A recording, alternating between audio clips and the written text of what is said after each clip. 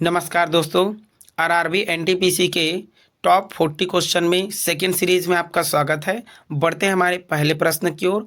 भारत के किस पड़ोसी देश का क्षेत्रफल सबसे अधिक है? सही उत्तर है चीन।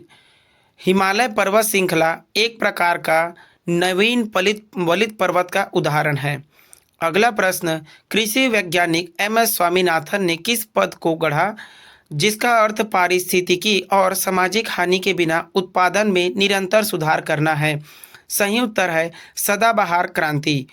एक बात ध्यान रखेंगे, एम.एस. स्वामीनाथन को भारत में हरित क्रांति का जन्मदाता कहा जाता है, जबकि विश्व में हरित क्रांति का जन्मदाता नॉर्मन बोरलॉग को कहा जाता है। अगला प्रश्न, मध्य अफ्रीका मूल रूप से कांगो के मूल निवासी शिकारी समुदाय का एक समूह है। सही उत्तर है पिग्मी। भागीरथी नदी पर बना टिहरी बांध किस राज्य में स्थित है? उत्तराखंड। एक बार बात और याद रखेंगे, गंगा नदी 5 प्रयागों से मिलकर बना हुआ है। पहला विष्णु प्रयाग, दूसरा नंद प्रयाग, तीसरा कर्ण प्रयाग, चौथा रुद्र प्रयाग, पांचवा देव प्रयाग। बढ़ते हैं हमारे अगले प्रश्न की ओर। किस मिट्टी के कणों का आकार सबसे छोटा होता है? सही उत्तर है क्ले।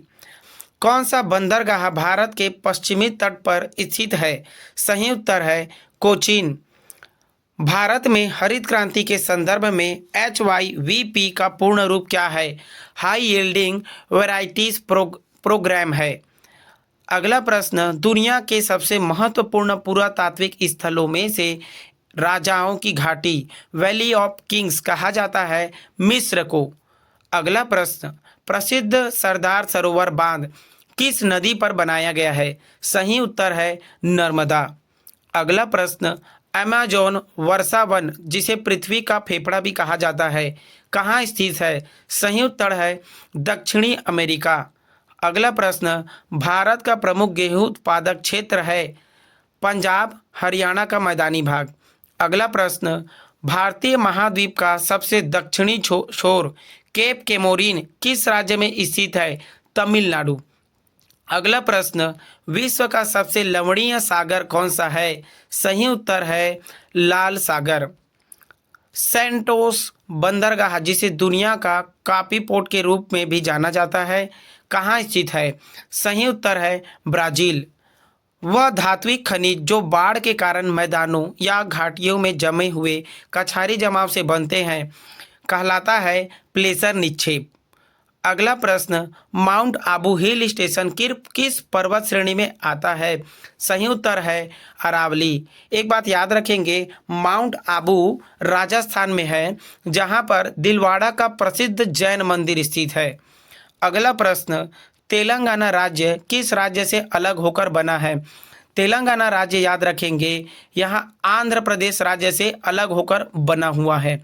अगला प्रश्न, गंगा नदी पर स्थित राष्ट्रीय जल मार्ग संख्या 1 इलाहाबाद को किससे जोड़ती है? सही उत्तर है हल्दिया।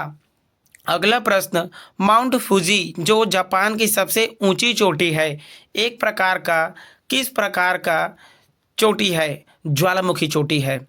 अगला प्रश्न, भारत की 2011 की जनगणना के अनुसार भारत का सर्वाधिक जनसंख्या वाला राज्य कौन सा है? सही उत्तर है उत्तर प्रदेश। उत्तर प्रदेश में आपका राम मंदिर है, राम मंदिर और एक बाबरी मस्जिद। अयोध्या सरयू नदी के किनारे स्थित है। हैदराबाद मूसी नदी के किनारे स्थित है और गुजरात में सूरत जो है वो ताप्ती नदी के किनारे स्थित है। अगला प्रश्न की ओर बढ़ते हैं। उस विशाल एकल भूखंड का नाम बताइए जिसके विभाजन से विश्व के वर्तमान महाद्वीपों का निर्माण हुआ है। सही उत्तर है पेंजिया। अगला प्रश्न, सुनामी का विनाशकारी रूप जिसे भूकंप समुद्री लहरें भी कहा जाता है सामान्यतः किस भूकंप के कारण उत्पन्न होता है? सही उत्तर है 7.5 तीव्रता। अगला प्रश्न आता है, भारत में 2011 की जनगणना के अनुसार किस राज्य का जनसंख्या घनत्व सर्वाधिक था? सही उत्तर है बिहार। अगला प्रश्न, मध्य प्रदेश में होने वाले कर्तन दहन कृषि को किस रूप में भी जाना जाता है? सही उत्तर है बेवर। खालिस्तान एक अंतर्देशीय नदी बंदरगाह है जो गंगा ब्रह्मपुत्र बेसिन के विशाल परिक्षेत्र में सेवाएं मुहैया कराता है। सही उत्तर है कोलकाता।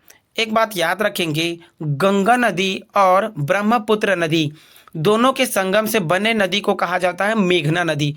ब्रह्मपुत्र नदी को तिब्बत में यारलुंग सांगपो कहा जाता है और गंगा नदी को यहाँ पर याद रखना, ये एक भागीरथी और अलख नदी दोनों के संगम से मिलकर बना हुआ है। उत्तराखंड से उत्पन्न होकर ये उत्तर प्रदेश और बिहार के रास्ते यह बंगाल की खाड़ी में विसर्जित हो जाता है। बढ़ते हैं अगले प्रश्न की ओर। 2011 के जनगणना के अनुसार भारत की सर्वाधिक जनसंख्या किस क्षेत्र में नियोजित थी? सही उत्तर है प्राथमिक। अगला प्रश्न, सर्दियों में भारत के उत्तरी पश्चिम भाग में बारिश का कारण बनता है? सही उत्तर है पश्चिमी विक्षोभ। अगले प्रश्न की ओर बढ़ते हैं। बोर्नियो, जावा और सुमात्रा किस द्वीप समूह में स्थित है? सही उत्तर है इंडोनेशिया। तो उम्मीद है आपको अच्छा लगा होगा। धन्यवाद।